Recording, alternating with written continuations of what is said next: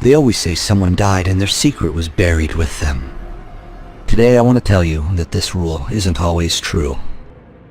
There are many who die, but their secrets do not disappear. Their secrets are revealed in the end, no matter how much time passes. I am Hossam, a psychiatrist. I was married and got divorced, and I am now 39 years old. By nature, I'm a person who loves peace. I always listen more than I speak. Thank God I have my own clinic, and my work is going perfectly. But lately, a problem occurred regarding the clinic's rent, and I had to leave the place I was in. While I was sitting with a friend of mine, I was venting to him a little. I found him blaming me and saying, "Why, Hossam? How could you leave the place you were renting, man? It's an excellent location, and it brought you so many clients because they knew you. You had built yourself a very good name and reputation in the area. I'm not upset that I left the apartment, Imad. It's true. I feel like I have to start again from zero until I build up a client base and people get to know me in the new area. But I feel more comfortable this way. It's actually good that I got away from that unscrupulous man I was renting from. He's a man who has no conscience. Every 2 months, he literally raised the rent until it doubled. Also, how could I keep up with those rental costs? I have so many obligations, and you know that. Don't upset yourself, my friend. God willing, he will compensate you with a place even better than the one you were in. You just need to strive and look, and believe me, you will be successful. God willing, you will find a place, a very good one." At the time, I had 2 areas in mind. I was torn between them, but I settled on the 5th settlement. I saw an apartment there. The rent was good. I said it would work as a clinic, and at the same time, it's a high-end area that would bring good clients. In a few days, everything was ready, and my clinic was completely moved, and there wasn't any problem. In the name of God and with his blessing, let us begin the episode. In the name of God. This episode is a new story and a new experience from this series of listeners' experiences and tales. Your tales. Let's start today's episode and say, in the name of God.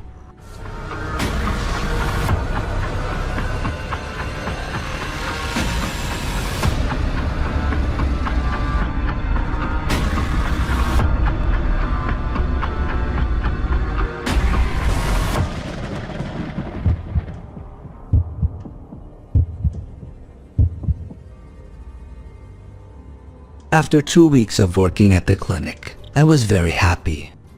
But after a while, I started to notice strange things happening. One day, I had a patient telling me about her fiancé who cheated on her. Unfortunately, it reached the point where she was going to finish him off. But she backed out at the last moment. So I told her then, shocked, "How can you say you were going to finish him off? Didn't you think about yourself? Is it reasonable to throw away your future and whole life for his sake? What happened and made you reach such a difficult decision?" "Honestly, doctor, I was hesitant to come to you. This step was very heavy on my heart, but I found no other solution but to talk to someone who could understand me without judging me. I was suffocated by him. I was actually thinking about finishing him off. Everything was planned, and things were going perfectly. But at the last moment, I woke up. I woke up before losing my life and my afterlife. But now, I feel like I have trauma. I can't get past everything that happened. I usually do. I kept talking to her, listening to her news. And I even gave her solutions to help her get out of her situation. But I noticed she had negative energy strong enough to shut anyone down, so I had to end the session and told her we'd discuss all these things in the next session. After she left, I decided to get up and rest a little, even for half an hour. just to stretch out and relax my body a bit. And I actually lay back on the chaise lounge the patients use and drifted off. I felt a strange sensation, a comfort I hadn't felt before. And at the same time, I thought to myself, wow, how simple humans are. Just a little venting is enough to help them get out of their state, even if they're suicidal like the cases I get. I decided to sleep a bit to completely detach my mind from the reality I'm living. Honestly, I was often affected by the state of the patients who came to me. I would feel their suffering, and how this mental exposure was destroying them, making them unable to live their lives. But what happened while I was asleep was stranger than I could imagine. I heard the sound of someone outside in the clinic. I was surprised because I was supposed to have locked the door, and there was nobody there. The sound kept growing, as if someone was talking to someone else while walking in the hall. I got up from my place and called out loudly, "Who's out there? Is someone there?" No one answered me. I tried to put the matter out of my mind. I said maybe I'm imagining it. But a moment later, the sound appeared again. It was the sound of mumbling. What was being said wasn't clear at all, but the sound had reached me. After a while, I heard the sound of something falling and breaking. I quickly left the room to see what was happening. That's when I caught a glimpse of someone walking by, heading toward the inner room. I entered quickly to see what was going on behind my back. But strangely, I didn't find anything, nor did I find any trace of anyone. I returned to the room and said I would finish my sleep. But when I went to lie down on the chaise lounge, I was shocked to find a knife on it. It was a large knife with a black handle. I held it in disbelief, asking, what brought this knife here? It wasn't there seconds ago. And whose is it anyway? I was shocked while holding the knife, but as I turned it in my hands, I found blood stains on it. The knife was sharp aback. I quickly remembered the patients were the one who was just with me, and that's because she had told me at the time. I had taken the knife, and I was about to finish him off, but I woke up at the right time. If I had killed him, I wouldn't have gained anything. Nor would my life have changed for the better, but at least maybe I would have felt relieved and gotten my revenge on him. He's a traitor. I grabbed the knife and quickly decided to get rid of it. I told myself I had to throw it in the trash and not look at it again or even give it a thought in my mind. I threw the knife away, determined not to think about anything at all. But that night, while I was staying late at the clinic, I heard footsteps heading toward my office. There were no patients outside, not even a secretary present, because I had let her leave early. The sound of footsteps was getting louder, and suddenly I found the office door opening. Standing in front of me was a person wearing a black mask on his face. Nothing was visible but his eyes, which were blazing with fury. He was looking at me with a strange gaze. Suddenly he approached me and was about to choke me. I moved toward the trash can, struggling and trying to get away from him. I quickly bent down, pulled out the knife, and killed him with it. I was shocked as I saw the sight of blood before me, but I felt relieved when I did that. Suddenly, I heard a very loud scream that shook the place. The sound felt like it was going to stop my heart. But when I opened my eyes, I found myself screaming and refusing what was happening. I tried to catch my breath. I was breathing with difficulty. Could all of this be a nightmare? It's the first time something like this has happened to me. I sought refuge in God from Satan, got up, and made myself a cup of mint tea to calm my nerves. I felt very tense lately, but I decided not to speak to anyone about what happened. I interpreted it all as being influenced by what I heard from the patient. I must have dreamed it because I translated her words into reality and thought about murder, which is why I dreamed of the stranger I was killing. But the strange thing is that the dream started to repeat often, but in different forms. When I had a patient telling me about his wife, how she made him hate his life and gave him a complex about all women, I asked him then, "What is bothering you now? Didn't you say that each of you is apart from the other? I mean, she sleeps in one room, you in another, and there's nothing between you, except a simple greeting. So the matter is resolved." "No, doctor, it's not as simple as you think. My wife has me constantly looking over my shoulder. I'm always expecting betrayal from her at any moment. Either she'll kill me, betray me, or run away and leave the kids with me. Based on my life experience, no woman can ever be trusted with anything. I have started to constantly have nightmares, doctor." "Just calm down, it's not worth all this. Besides, your case is simple. Just let it go and don't dwell on it." After the patient left, I continued my day as usual.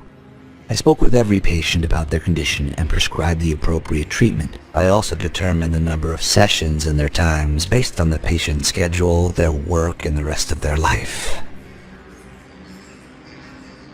That day I hadn't slept well, or even had the coffee I'm used to. Even Mariam, the secretary, noticed my fatigue and exhaustion.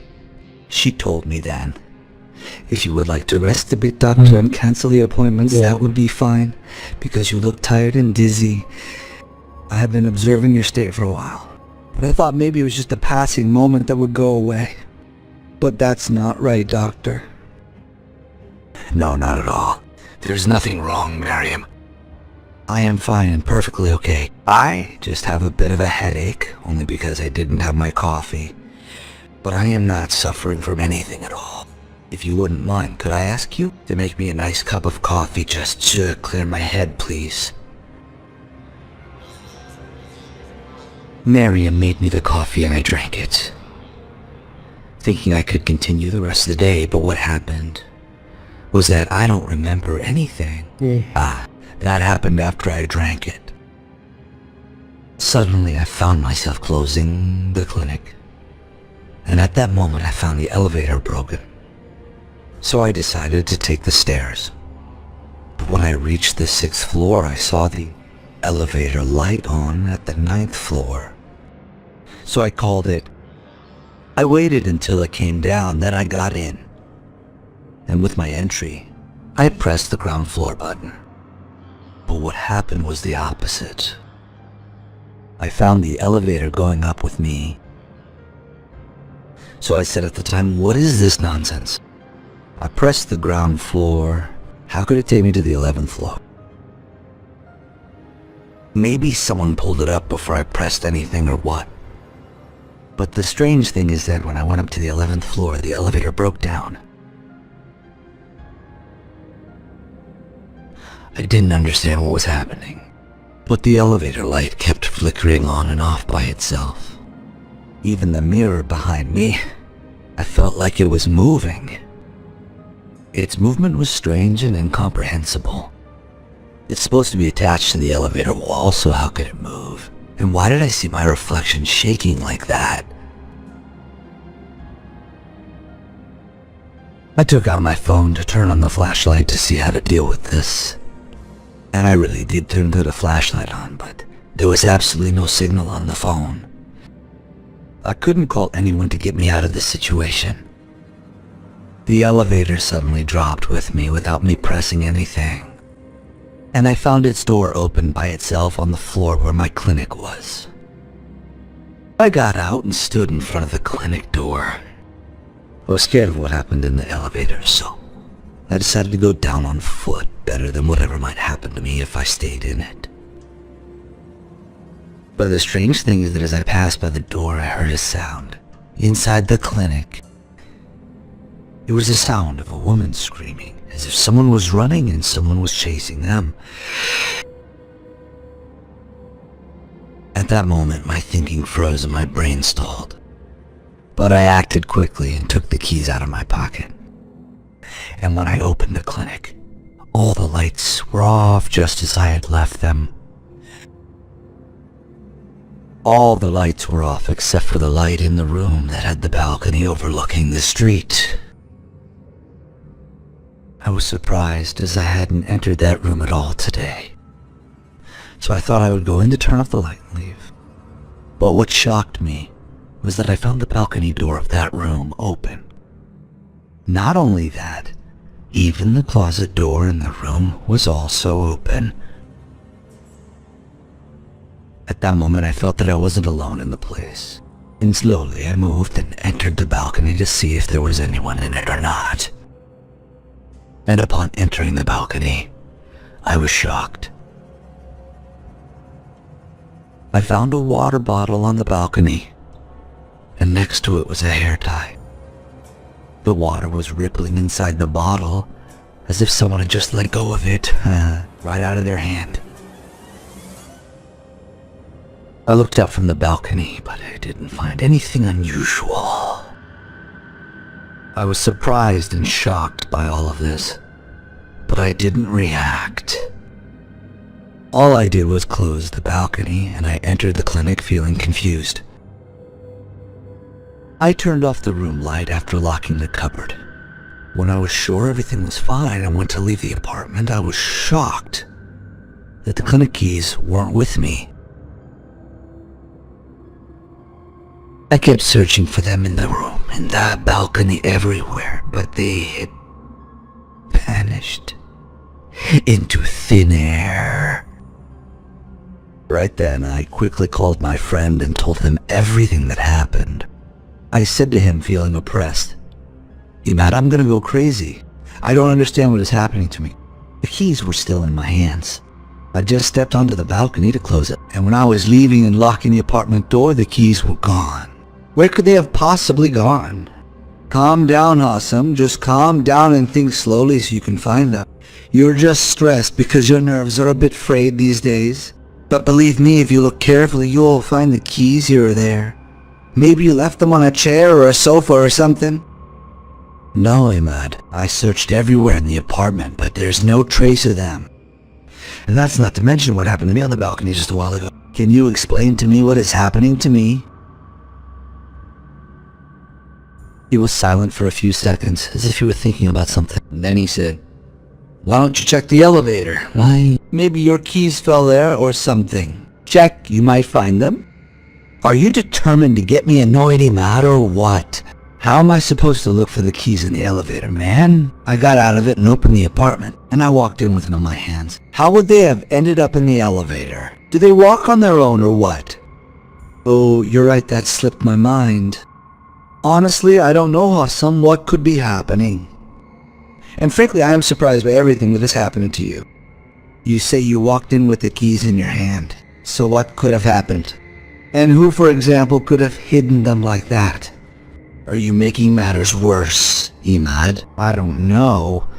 I feel like what's happening to me is gonna make me crazy. I don't even remember when the secretary left. The last thing I remember is her standing there talking to me and saying that I looked tired. So I asked her to make me a cup of coffee. After that, I don't remember anything, and I don't even remember how I dealt with the patients who were there, or how I gave them the times for their next sessions. Well, I'm sorry, just calm your nerves down. You might just be overwhelmed from dealing with so many patients lately. It's made you unable to think clearly, or maybe you are personally affected by the stories of the patients you are treating.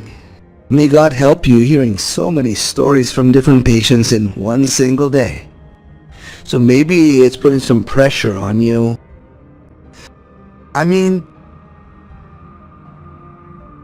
I tried to convince myself of what he said. Imad, my friend, I thought maybe he was right. But what shocked me was that as soon as I hung up the phone, I found the keys right there on my desk. The keys just stared at me, so I picked them up, and I said, out of pure fear, in the name of God, what brought you here? I tore this place apart looking for you a while ago and checked this desk 100 times. Did a ghost hide you or something? Honestly, after what happened to me that night, I was afraid of the clinic and ran out of it, with the keys in my hand. I couldn't find any explanation for what was happening. All of this was a big question mark spinning in my head. I tried to clear my head of all the thinking, and when I returned to my apartment, I fell asleep not feeling a thing. I stayed for about a month in the same whirlwind of things happening to me. I started forgetting things, a lot of things, and I dream of terrible nightmares. Sometimes I dream that I'm killing a woman in the clinic, someone I don't know, and I can't even remember her face after I wake up. But the last time I had the same dream, I saw her running away from me in the dream, and she threw herself off the balcony. I felt these were all signs, and it couldn't be a coincidence. I don't know. And one day I decided to go to the clinic earlier than my usual time. I don't know why it occurred to me that I should search the clinic. Everything that's happening to me has been going on since I moved my clinic location. Before that, I was doing just fine, and I didn't have any problems. That day I remember I took the stairs and refused to take the elevator again. I ran into one of the neighbors who lived on the 4th floor. He greeted me, I stopped to greet him back, and then I said, "I'm sorry, I hate to bother you, but I wanted to ask you about something. Have you been living in this building for a long time, right? I just wanted to ask you about the apartment that I've taken and rented out as a clinic. Do you know who lived there before?" I don't know why I asked such a question. I was waiting to hear his answer with great impatience. I noticed he hesitated before answering me, but he finally sighed and said,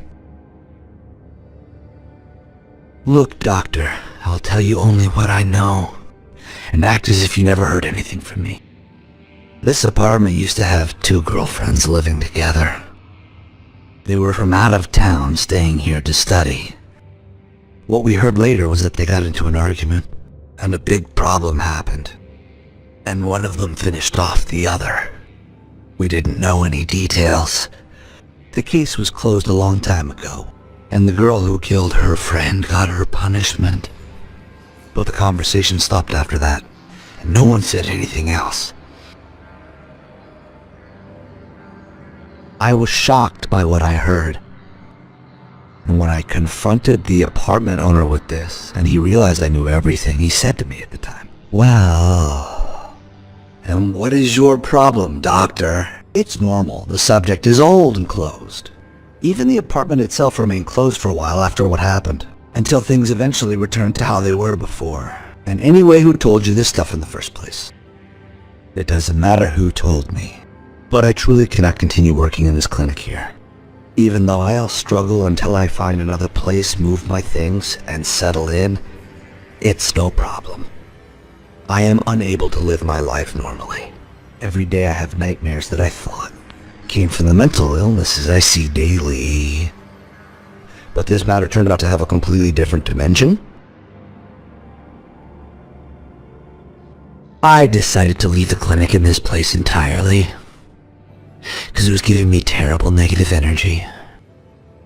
People called me crazy and said that I was just imagining all of this in my head. But unfortunately, no one knows anything and no one has lived in my shoes. I had started to convince myself that the problem was actually with me. I said it was because of the many cases I deal with that I started having nightmares and dreaming of murder all the time. But the truth was revealed and everything became clear. And the girl who died, or rather, was murdered by her friend, her secret wasn't buried with her at all. Everyone found out about it. I did find out late, true, But I thank God that I learned the truth and left that place. Trust your gut, guys, because it usually turns out to be right. Never ignore your instincts when something keeps happening to you. Don't wait until the end comes to wake up. And take care of yourselves. And with that, today's episode and today's story and experience comes to an end. You have the right, my friend, to believe or disbelieve all or part of this episode, for these are the listener's experiences, your own stories. I thank the writer Amani Waleed for writing the episode in the radio format you just heard. I also thank the writer Lisa Zaghloul for preparing all the episodes of the core program. In the end, I thank Mustafa El-Masri for the sound effects and music, and I thank you all for listening. If you are new to the channel, please don't forget to subscribe and turn on the notification bell so you can receive everything new. And if you're one of those who like to support me, please don't forget to like, comment, and share. Thank you all very much. This was Muhammad Wiley with you and the General of Horror program. Love, peace,